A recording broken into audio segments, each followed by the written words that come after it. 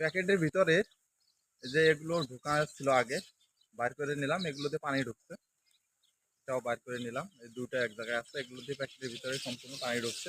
পানি ঢোকার কারণে প্যাকেটটা ফুলছে, অনেক উঁচু হয়েছে। এখন একটা ব্লেড নিলাম, এই জায়গায় একটা দুইটা কাটছি, এখন 6টা কাটতে হবে মোট। এখন আমি এদিকেও কাটছি।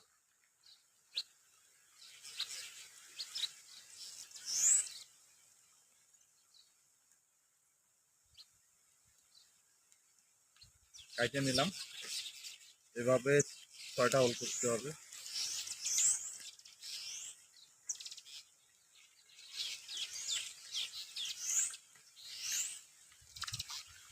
চারটে হইলো, এখন আরো দুইটা কাটতে হবে।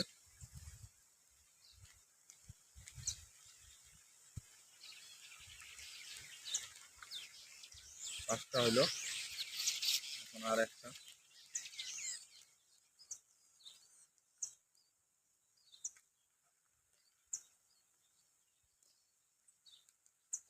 পাঁচটা কেটে নিলাম। এখানে পরিমাপ মতো কাটছি, আমার এই 4 আঙ্গুল আছে, এইভাবে দিছি। দেওয়ার পর মনে হয় একটা মাপ হয়ে যায়, সাইড থেকে আমি কেটে নিই, সবগুলো সেম মাপ হয়।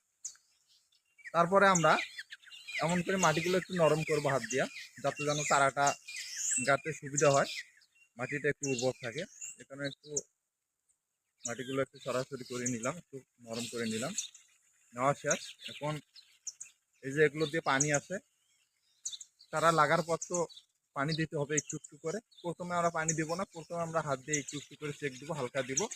তারপরে 2-1 দিন পরে আমার এগুলো দিয়ে অটোমেটিক পানি দিব। 1 ঘন্টায় 15 সেকেন্ড 30 সেকেন্ড এইভাবে দিব। এখন আমি দিব প্রতিটা হোল্ডে। এখানে দিলাম, এখানে দিলাম, 4টে দিলাম, আর 2টা, 5টা, 6টা।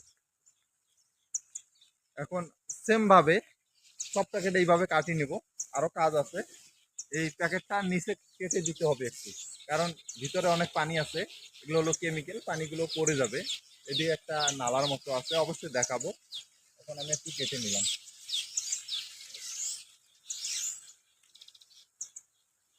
একটা প্যাকেট 3 জায়গায় কাটলাম। কাটার কারণ হলো যাতে বেশি পানি যেন না থাকে, বেশি পানি থাকলে কিন্তু গাছগুলো মরে যাবে।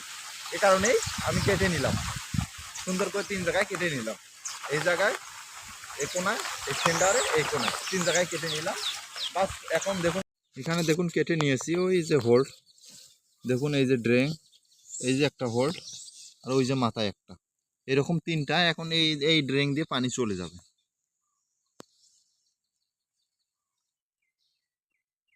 মাশাআল্লাহ, এদিকে আমাদের সব কাম ক্লিয়ার হয়ে গেছে মোটামুটি। দেখুন, ঘুরে ঘুরে দেখাই, সেম ভাবে সবগুলো প্যাকেট দেখুন, সেম ভাবে দিয়েছি। ভিডিওটা ভালো লাগলে সবাই লাইক, কমেন্ট, শেয়ার এবং চ্যানেলটি সাবস্ক্রাইব করে পাশে থাকবেন। ধন্যবাদ সবাইকে। আসসালামু আলাইকুম।